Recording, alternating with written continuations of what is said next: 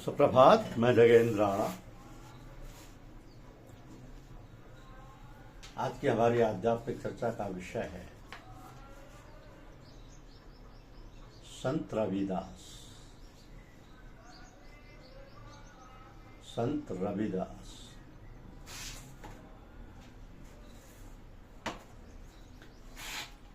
संत रविदास संत कबीर के समकालीन थे और उनकी गणना संत मत के प्रमुख संतों में होती है।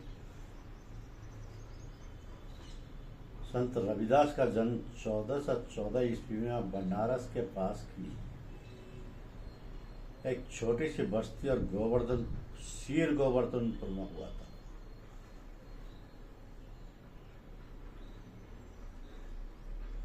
उनका जन्म चमार जाति की कुटबांडला नामक एक शाखा में हुआ था और उनकी जाति के लोग बनारस के आसपास मरे हुए मवेशियों को ढूंढने का काम करते थे। बचपन से ही रविदास का ख्याल आध्यात्मिकता की ओर था। वे अक्सर अपनी माताजी के साथ महात्माओं का प्रवचन सुनने और सत्संग करने जाया करते थे और साधु संतों के प्रति विशेष आदर और भक्तिभाव रखते थे।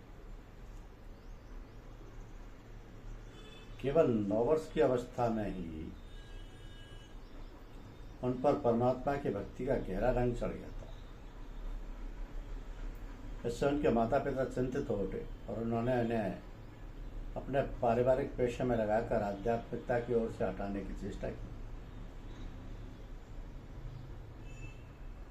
रविदास ने अपना पारिवारिक पेशा तो सीखा, परंतु परमात्मा के प्रति उनकी प्रेम भक्ति ज्यों की त्यों बनी रही। साधु संतों के प्रति वे इतने अधिक उदार थे कि बहुत कम ही कीमत में या कभी कभी बिना कुछ लिए ही उन्हें जूतों का जोड़ा पहना दिया करते थे, जिससे उनके पिता नाराज होते थे। तो सांसारिक काम धंधों की ओर से विशेष झुकाव पैदा करने के ख्याल से उनके पिता ने लोना नामक एक कन्या से बहुत कम उम्र में ही उनकी शादी कर दी। फिर भी उनके व्यवहार दृष्टिकोण में परिवर्तन नहीं आया। अंत में तंग आकर उनके पिता ने उन्हें उनकी पत्नी के साथ परिवार से अलग कर दिया तथा पारिवारिक संपत्ति का उचित हिस्सा दिए बिना उन्हें घर के पिछवाड़े की जमीन में रहने और अपनी रोजी रोटी स्वयं चलाने का आदेश दिया। रविदास ने बिना कुछ हीला हवाला किए संतोषपूर्वक सब कुछ स्वीकार कर लिया। इस व्यवस्था को उन्होंने अपने अनुकूल ही समझा, क्योंकि वो पिता के झुंझलाट से दूर रहकर शांतिपूर्वक अपना समय परमात्मा की भक्ति साधना में लगा सकते थे। रविदास जी ने आजीवन जूते बनाने का अपना वंशानुगत पेशा करते रहे। रविदास जी सच्चे संतों की परंपरा का निर्वाह करते हुए उन्होंने अपनी हक हलाल की कमाई के द्वारा ही अपना जीवन बसर किया। भले उनकी कमाई बहुत थोड़ी क्यों ना हो, चमड़े के लिए वो किसी पशु की हत्या नहीं करती थी, बल्कि मृत पशु का चमड़ा ही वे अपने काम में लाते थे। बाजार से वो वैसे चमड़े को खरीद कर लाते थे और उनसे जूतियां गांठ गांठ कर तथा फटे पुराने जूतों की मरम्मत करके वे अपनी रोजी रोटी चलाते थे। निश्चय ही उनकी आमदनी बहुत कम थी और वे गरीबी का जीवन बिताते थे। यहाँ तक कि उनकी बरादरी के तथा अन्य लोग उनकी गरीबी की हंसी उड़ाते थे। फिर भी रविदास जी अपनी उदारता और भगवत भक्ति के मार्ग से कभी विचलित नहीं। संत रविदास जी की वाणी में गुरु की महिमा का बड़ा ही गुणगान किया गया है और गुरु को परमात्मा का साकार रूप माना गया है। परंतु रविदास जी के गुरु कौन थे, ये विवादास्पद है। अनेक विद्वान रविदास जी को संत कबीर का गुरु भाई मानते हैं, जिनके गुरु रामानंद थे। एक दूसरे पक्ष के अनुसार रविदास जी कबीर के शिष्य थे, परंतु पुस्तकों से इतना तो स्पष्ट संकेत मिलता है कि रविदास जी कबीर को अपना बड़ा भाई मानते थे और गुरु तुल्य आदर देते थे। यह भी संभव है कि रविदास जी अपने जीवन के प्रारंभिक काल में रामानंद के संपर्क में आए हों और उन्हें गुरु मानते रहे हों तथा बाद में उन्होंने कबीर से दीक्षा ली हो। तो गुरु कृपा से और कठिन आंतरिक साधना द्वारा रविदास आध्यात्म के सर्वोच्च शिखर पर आरूढ़ हुए। जैसे एक फूल अपनी सुगंध नहीं छुपा सकता, उनकी आध्यात्मिक उपलब्धियां अधिक समय तक छिपी नहीं रही और उनके पास लोग साधना सीखने आने लगे। रविदास जी की भगवत भक्ति होने की होने की बढ़ती हुई ख्याति से काशी का ब्राह्मण वर्ग तिलमिला उठा। कहा जाता है कि ब्राह्मणों ने काशी के राजा के पास जाकर फरियाद की कि वे शूद्र जाति अछूत को आध्यात्मिक कार्य करने और धर्मोपदेश देने का अनाधिकार चेष्टा करने से रोकें।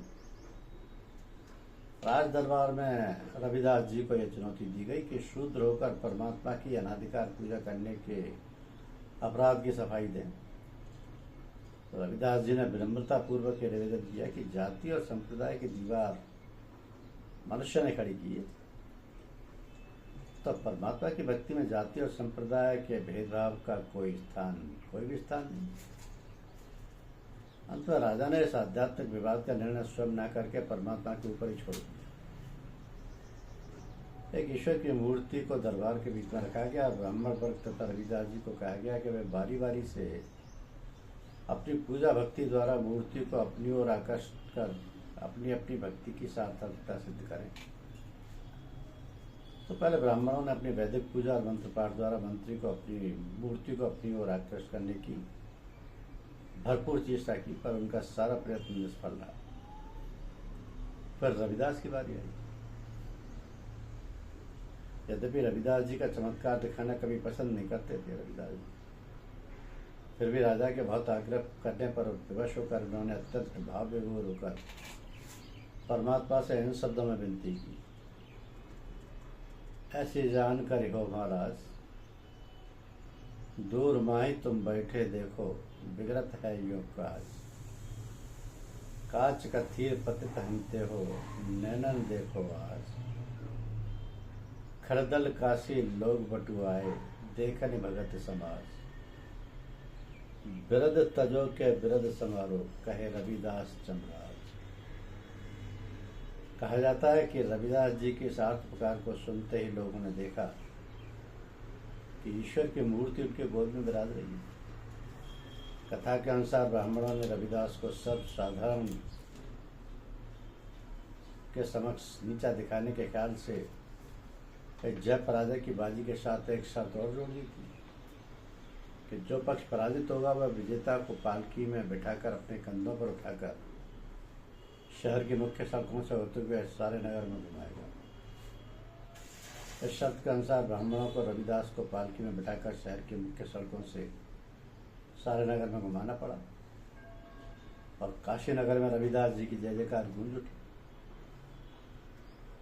तो रविदास जी के शिष्यों में कुछ राजघराने के लोग भी थे, पर रविदास जी ने कभी उनसे अपनी आर्थिक स्थिति सुधारने के लिए कोई भेंट स्वीकार नहीं की।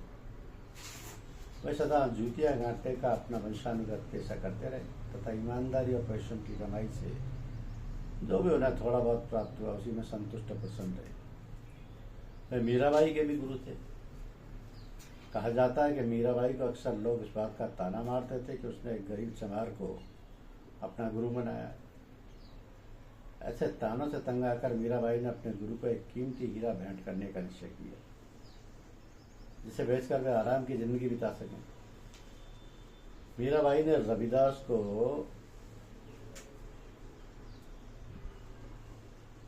रविदास जी से बहुत आग्रह किया कि वे इस हीरे को स्वीकार कर लें ताकि उसे लोगों का ताना ना से न पड़े। तो जूते की सिलाई के अपने काम में पूर्व तल्लीन रविदास जी ने सहजवाद में स्नेहपूर्वक कहा, मेरे प्रिय राजकुमारी मीराबाई, कृपया इसे समझने की कोशिश करो कि मैंने जो कुछ भी पाया है जूतियाँ गांठ कर ही पाया है। यदि तुम्हें ऐसा लगता है कि मेरे पास आने से तुम्हारी प्रतिष्ठा को आघात पहुंचता है और उसके लिए लोग तुम्हारी निंदा करते हैं, तो तुम मेरे पास आना छोड़ सकती है। प्रिय मेरा भाई, जहाँ तक हीरे का सवाल है, मुझे इस दुनिया की कोई चीज़ नहीं चाहिए। जिस लोग मेरी गरीबी समझते हैं, मैं उसी में परम संतुष्ट हूँ। मेरा भाई फिर भी अपने गुरु से आग्रहपूर्वक विनती करती रही कि स्वीकार कर ले। रविदास के इनकार कर के बावजूद वह उसे उनकी झोंपड़ी के छप्पर में रखकर ये कहकर चली आई कि वे सब बाद में इस्तेमाल में ले आएंगे। कुछ महीने के बाद जब मीराबाई रविदास जी के पास लौटी तो यह देखकर चकित रह गई कि उनके सदगुरु अभी तक उसी गरीबी की हालत में जूतियाँ काटने का काम कर रहे। रविदास जी ने उस कीमती हीरे को छुआ भी नहीं था। यह पूछे जाने पर कि इतने आग्रह प्रेम भाव से दी गई इस भेंट को उन्होंने क्यों नहीं स्वीकार किया। रविदास जी बोले कि उनके पास पहले से भी इतना धन भरा पड़ा है कि उन्हें किसी सांसारिक भेंट की आवश्यकता ही नहीं। चित्तौड़ की एक झाली रानी भी रविदास जी के पास आकर उनकी शिष्या बन गई थी। झाली रानी के निमंत्रण पर रविदास जी चित्तौड़ गए और वहाँ पर बड़ी भावभक्ति के साथ उनका स्वागत हुआ। उनके आगमन के उपलक्ष्य में एक भंडारे का आयोजन किया गया, परंतु चित्तौड़ के ब्राह्मणों ने एक चमार के साथ बैठकर भोजन करना अस्वीकार कर दिया। आखिर उन्हें कच्चा भोजन पदार्थ दे दिया गया, जिससे वह अपनी अलग रसोई तैयार कर अलग पंक्ति में बैठकर भोजन कर लें। और जब ब्राह्मणों ने अपनी रसोई तैयार कर ली और अपनी अलग पंक्ति में बैठकर भोजन करना प्रारंभ किया, तब उन्होंने देखा कि प्रत्येक 2 ब्राह्मणों के बीच एक रविदास बैठे हुए। इस कौतुक को देखकर ब्राह्मण अत्यंत विस्मित और लज्जित हुए तथा उन्हें अपने जातीय अभिमान की व्यर्थता का बोध हुआ। इस प्रकार रविदास जी ने एक पिछड़ी जाति में जन्म लेकर भी आध्यात्मिकता की उच्चतम चोटी पर पहुंचने का आदर्श स्थापित किया और निर्भीकता पूर्वक सभी जाति और संप्रदाय के लोगों के बीच अपने प्रेम और भक्ति का उपदेश फैलाया। जो ब्राह्मण प्रारंभ में उनका विरोध करते थे, उन्हें भी बाद में उनकी महिमा का बोध हुआ और बहुत से प्रमुख ब्राह्मण श्रद्धा भक्ति पूर्वक उनको आगे सर झुकाने लगे। बाह्य कर्मकांड पर और समाज पर उनका गहरा प्रभाव हुआ। संत रविदास जी का शरीरांत 1540 ईस्वी में 126 वर्ष की अवस्था में बनारस में हुआ। संत रविदास प्राय भक्ति विभोर होकर साखियाँ गाया करते थे। यही उनके उपदेशों का संग्रह है। उनके कुछ उपदेशों का संकलन किया गया है कि जो दिन आते हैं वो बीत जाते हैं। इस संसार में सबको एक दिन कूच करना है। कोई यहाँ स्थिरता से हमेशा के लिए रहने नहीं आता। हमारे साथी चले जा रहे हैं और हमें भी चलना ही है। हमारी परमार्थी यात्रा बहुत दूर की है और मौत सिर पर मंडरा रही है। ऐसी हालत में रे मूर्ख, सोया क्यों पड़ा है? जाग। क्या तूने इस जगत को सत्य समझ रखा है? जिस परमात्मा ने तुझे जीवन दिया है वो तेरी जीविका का भी प्रबंध करता है। घर घर में बैठा परमात्मा मानो हमारी सभी आवश्यक सामग्रियों का बाजार खोले हुए बैठा है। उस परमात्मा की भक्ति कर तथा ये मैं हूँ, ये मेरा है, इस अभिमान को छोड़ जल्दी से जल्दी परमात्मा के नाम की शरण ले। तेरा जीवन बीत चला और अभी तक तू परमात्मा की राह पर नहीं आया। जीवन की संध्या के आते ही 10 दिशाएं अंधकार में हो जाएंगी। रविदास कहते हैं कि हे पगले, यह दुनिया आखिर विनिष्ट हो जाने वाली है, तू चेतता क्यों नहीं?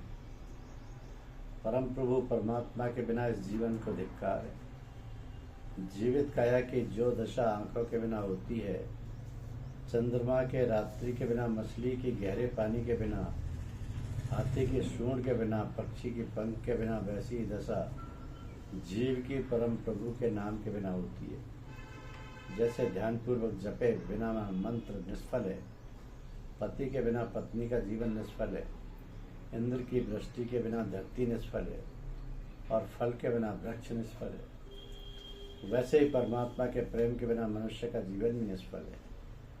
रविदास जी कहते हैं कि हे मनुष्यों, काम, क्रोध और अहंकार को रोको, तृष्णा का त्याग करो और सतगुरु के चरणों की शरण गो।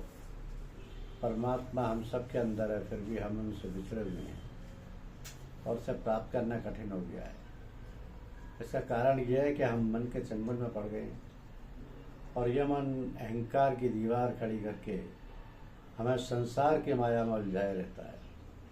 इस अहंकार के पर्दे के कारण हम परमात्मा का दर्शन नहीं कर पाते। जब तक मन स्थिर नहीं होता तब तक यह अंतर्मुखी अभ्यास में नहीं लग सकता, और अंतर्मुखी अभ्यास के बिना परमात्मा की प्राप्ति और जन्म मरण के चक्र से छुटकारा संभव नहीं। मन स्वाद का शौकीन है और यह निरंतर सुख की खोज में सांसारिक विषयों के पीछे दौड़ता रहता है।